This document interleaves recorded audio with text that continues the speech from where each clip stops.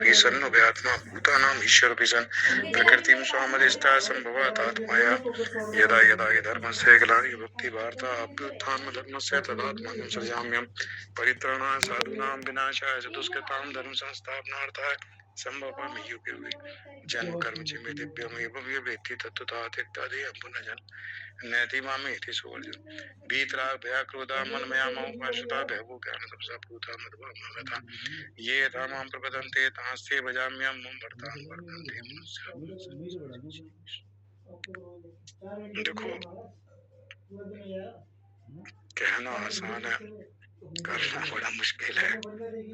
माया भगवान की है, बड़ी शक्तिशाली है। भगवान की वो शक्ति जिससे सृष्टि की रचना होती है, सृष्टि की स्थिति है, सृष्टि का प्रलय है। रामचरितमानस में 5वें चौपाई है शायद, जो सीता माता की स्तुति की है तुलसीदास जी ने। तो उसमें ये उत्पत्ति, स्थिति और संहार करने वाली और क्लेशों को हरने वाली और सब तरह का कल्याण करने वाली भगवान राम की प्रिय सीता जी को मैं नमस्कार करता हूँ। तो यहाँ सीता जी को नमस्कार करने के लिए कहते हैं उत्पत्ति, स्थिति और संहार इस सृष्टि का। तो तीनों कार्य जो हैं सीता जी के साथ तुलसीदास जी ने लगाए। उत्पत्ति से शुरू है वो श्लोक चौपाई।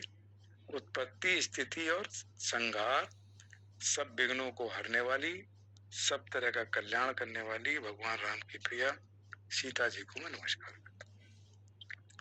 तो माया, ये जो प्रकृति है, भगवान शिव के साथ पार्वती जी हैं, भगवान राम के साथ सीता जी हैं, कृष्ण जी के साथ राधा जी हैं। तो प्रकृति उनकी शक्ति है, जिस शक्ति से सृष्टि की रचना पालन होता है। तो उस सृष्टि से पार, उस माया से पार निकलना बिना भगवान के अनुग्रह के, बिना भगवान की कृपा के बड़ा मुश्किल का। तो कल बात हो रही थी, सुखदेव जी को राजा जनक ने उपदेश दिया। कहते हैं मन के विकल्प से प्रपंच उत्पन्न होता है। जो प्रपंच है, प्रपंच मतलब जो सृष्टि की रचना इन पंच महाभूतों से हुई है, उसको प्रपंच कहा। तो ये सब प्रपंच जो है मन के विकल्प से, और मन के उस विकल्प के नाश होने पर इसका नाश हो जाता है।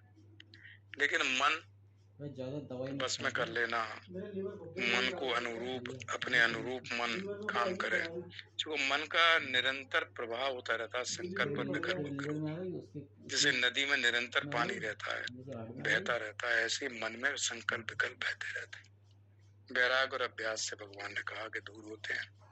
तो वैराग हो, विवेक जनित वैराग हो। तो भगवान कहते हैं कि जीवन मुक्ति के बारे में सुखदेव जी ने पूछा था, तो वो कहते हैं बहुत सारी चीजें राजा जनक ने बताई।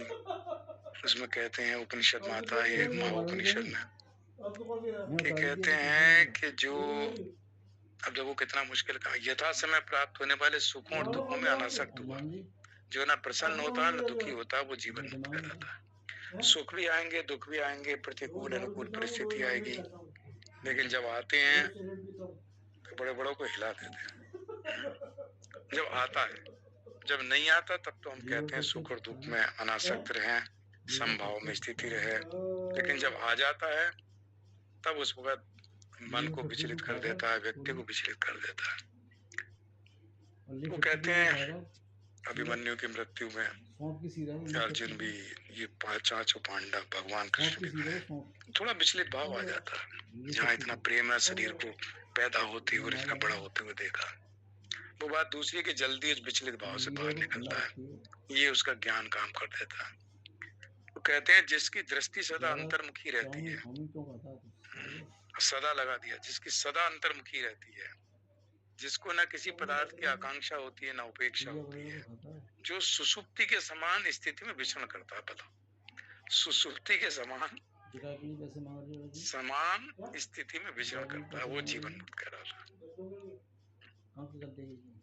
तो बड़ा मतलब रमण महर्षि की तरह जीवन हो जाए, अपने स्वरूप में स्थिति हो 24 घंटे, जो सदा आत्मा में रत है, जिसका मन पूर्ण और पवित्र है, परम श्रेष्ठ शांत अवस्था को प्राप्त कर, जो संसार में किसी वस्तु की इच्छा नहीं करता, जो किसी के प्रति आसक्ति न रखता, वो उदासीन विचरण करता है, वो जीवन मुक्त कहलाता है।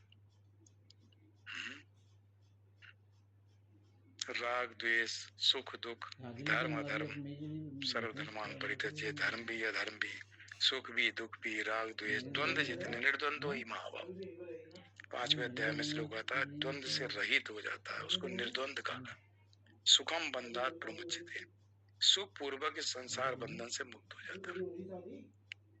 तो द्वंद्व कहते हैं राग द्वेष, सुख दुख, धर्म अधर्म, फल अफल, सिद्धि असिद्धि, इनकी अपेक्षा न रखकर जो काम करता है वो जीवन मुक्त कहलाता है। मतलब निर्द्वंद हो जाए, द्वंद्वों से रहित हो जाए, जो अहम भाव को छोड़कर अहंता का छूट जाए, तो ममता तो अपने आप छूट जाती है। मतलब ममता छूट जाए तो अहंता छूटती है, अहंता छूट जाए तो ममता छूटती है। जो अहम भाव को छोड़कर मान और मत्सर त्याग कर संकल्पहीन होकर कार्य करता है वो जीवन मुक्त कहलाता। मतलब बहुत ही अवस्था ऐसी है जो बड़ी इस पर्टिकुलर समय में इसलिए भगवान के साथ जुड़ा रहे। जितना अलग उद्देश्य और रुचि, तो उद्देश्य अगर हमारा है भगवत प्राप्ति है, भगवान की भक्ति के द्वारा है, निष्काम कर्म के द्वारा है, ये जैसे अभी बात चल रही थी माता पिता की सेवा है, या जो अपना निष्काम भाव से कर्म है, जो भी हम कर सकते हैं, इस उद्देश्य को ध्यान में रखते हुए कि परमात्मा के साथ मेरा संबंध है, वो आत्म स्वरूप हूँ, इस भाव से रखते हुए संसार में बहुत ज्यादा ममता आसक्ति कम होती चली जाए, तो वो भी एक अवस्था बहुत अच्छी है। जिस अवस्था मतलब देखो, जिसकी जहाँ स्थिति हो, जो जिस प्रकार कर सकता है। किसी का व्यूज, अपनी विचारधारा सबकी अपनी अपनी है, अपने अपने विचारधारा के अनुसार जो कर्म करता है उद्देश्य को प्राप्ति के लिए। बहुत सारे मार्ग हैं जिन मार्ग पे जाके हम अपने उद्देश्य को प्राप्त कर सकते हैं। किसी भी शहर पे आप जाओ तो कई कई मार्ग होते हैं उस शहर में पहुंचने के। आप किसी मार्ग पे चलो, आपका उद्देश्य है मुझे मथुरा जाना है, या आगरा जाना है, या दिल्ली जाना है, इस उद्देश्य को ध्यान में रखते हुए हम जिस मार्ग से चाहते हो मार्ग जाना, उस शहर भी चाहिए। तो अनेक मार्ग हैं, उन मार्ग पे किसी एक मार्ग पे चल के हम वहाँ पहुंच सकते हैं। तो अपने अपने विचारधारा के नहीं, इसी मार्ग से चलो, जो जिस मार्ग पे चल रहा है, जिसकी जहाँ स्थिति है, उसका उद्देश्य मुझे इस शहर में पहुंचना, उस उद्देश्य की प्राप्ति उसके मन में रहनी चाहिए कि मुझे इस उद्देश्य को प्राप्त करना। तो कहते हैं उद्देश्य और रुचि अगर दोनों एक साथ हो जाए, रुचि भी उसी में रहे और उद्देश्य के साथ रुचि भी हो, तो उद्देश्य की जल्दी प्राप्ति हो जाती है। उद्देश्य और रुचि अगर भिन्न होगी तो उद्देश्य की प्राप्ति में समय लगता है और कई बार असंभव हो जाता है। प्राप्ति का उद्देश्य प्राप्ति परमात्मा की, रुचि संसार में है, रुचि विषयों में है, रुचि भोगों में है, तो देर लगती है।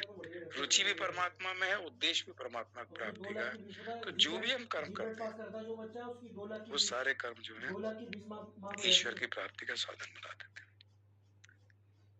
सबको भागवत की कथा पता है।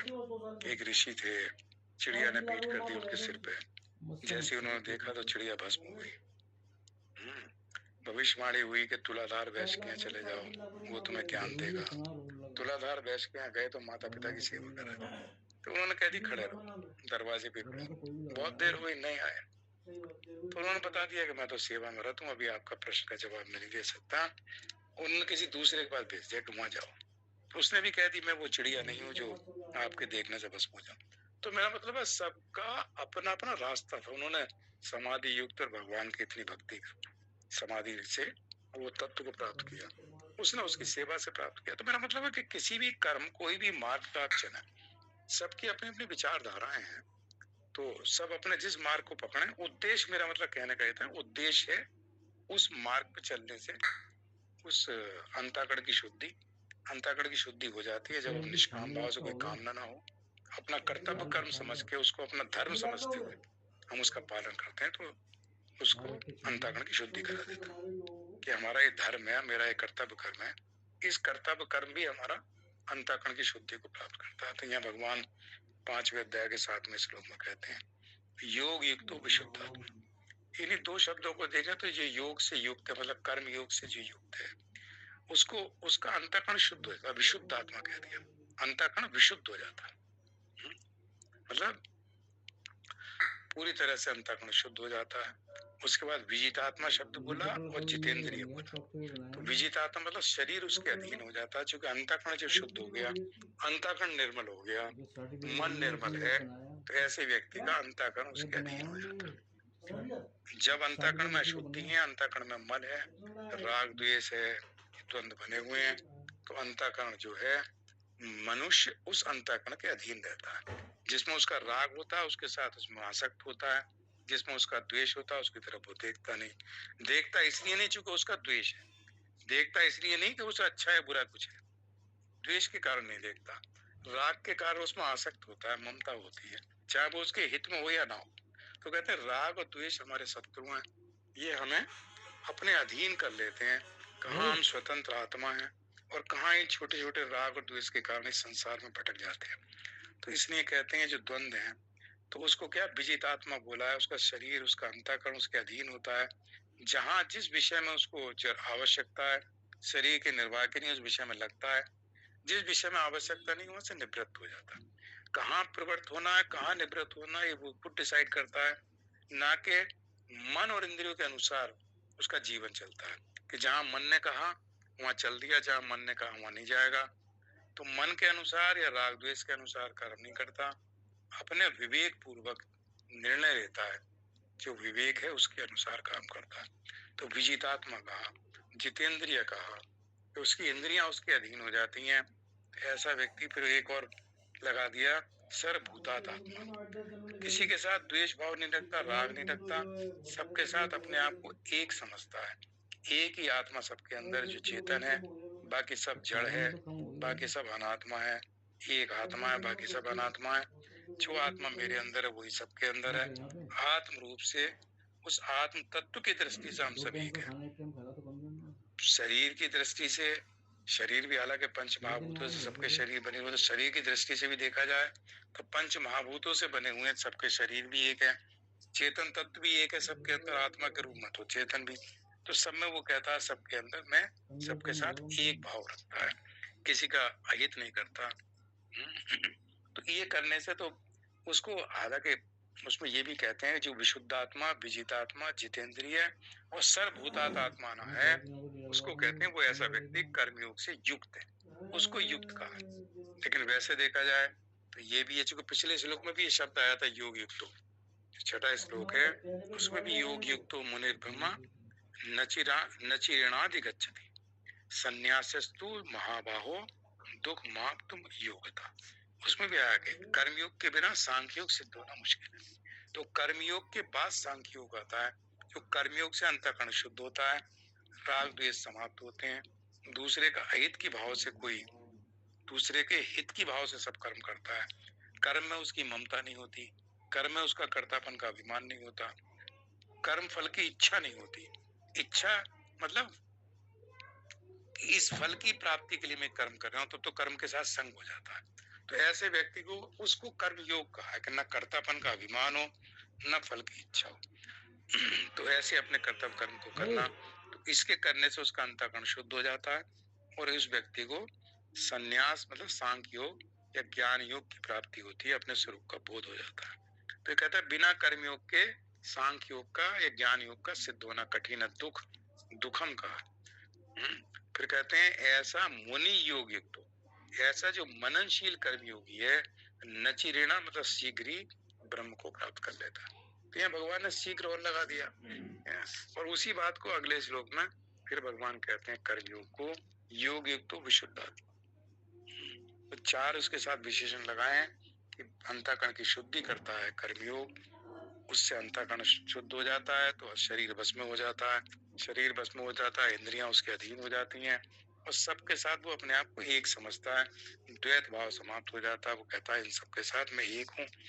ऐसे व्यक्ति को भगवान कहते हैं कुर्बन नपि न लिप्यते, जो भी वर्तमान में कर्म करता है उन कर्मों के साथ उसका संबंध नहीं रहता, मतलब सब कर्म अकर्म हो जाते हैं, कोई कर्म संचित नहीं होता, जो संचित कर्म वो नाश हो जाता है क्योंकि अंतःकरण शुद्ध हो चुका है। भगवान कहते हैं निर्मल मन सो मोहि पावा, निर्मल मन जन सो मोहि पावा, मोहि कपट जल चित्र। तो जिसका निर्मल है ऐसा जन जो है, ऐसे मनुष्य जो है मुझे प्राप्त कर लेते हैं। तो ऐसे में भगवान वो कहते हैं कि कर्म के साथ उसका संबंध नहीं है, अंतःकरण शुद्ध हो गया तो उसको सांख्य योग की प्राप्ति हो जाती है। और जब ज्ञान योग हो जाता है तो भगवान कहते हैं ऐसे कर्मों के साथ कर्ता जो कर्म योगी है ना, योग युक्त जब हो गया तो कर्म के साथ संबंध नहीं रहता, उसके कर्म अकर्म बन जाते हैं। तो उसको कहते हैं कर्म करते हुए भी उससे लिप्त नहीं होता। न लिप्यते का शब्द इस्तेमाल करा, देखो भस्म नहीं कहा, वो लिपायमान नहीं होता, मतलब कर्म के साथ आसक्त नहीं होता, कर्म में ममता नहीं रखता, कर्म में मेरापन का भाव नहीं रखता, कर्म के साथ असंग रहता है। तो आत्मा जो के असंग है तो कर्म करते हुए कर्म के साथ उसकी कोई आसक्ति नहीं है, कर्म में कोई ममता नहीं है। तो बड़े मतलब प्रयास की आवश्यकता है, बड़ा विवेक हमेशा रहे, विवेक जागृत रहे, जागृत अवस्था में विवेक जागृत रहना, विवेक पूर्वक कर्म करना बहुत आवश्यक है। ये जो श्लोक हैं व्यवहार में हमें सचेत करते रहें, व्यवहार में हमें इनका ज्ञान बना रहे। जब व्यवहार करें तो गीता का कोई ना कोई श्लोक, गीता का कोई वाक्य या गुरु की कोई वाणी हमारा मार्गदर्शन करे। उस मार्ग पर चलने के लिए हमारे पीछे एक प्रेरक के रूप में या तो कुछ शास्त्र हो या गुरु हो जिसने शास्त्रों का ज्ञान है, तो कोई ना कोई पीछे एक ऐसा हो जो हमारा मार्गदर्शक है। उस मार्ग बताए हुए मार्ग पर हम चलते रहें तो हमें अपने उद्देश्य की प्राप्ति में कोई ज्यादा कठिनता नहीं आती। ओम पूर्णमदः पूर्णमिदं पूर्णात् मुदच्यते पूर्णस्य पूर्णमादाय पूर्णमेवावशिष्यते। ओम शांति शांति शांति। श्री कृष्ण अर्पणमस्तु। हरि ओम तत्सत्। जय श्री कृष्ण।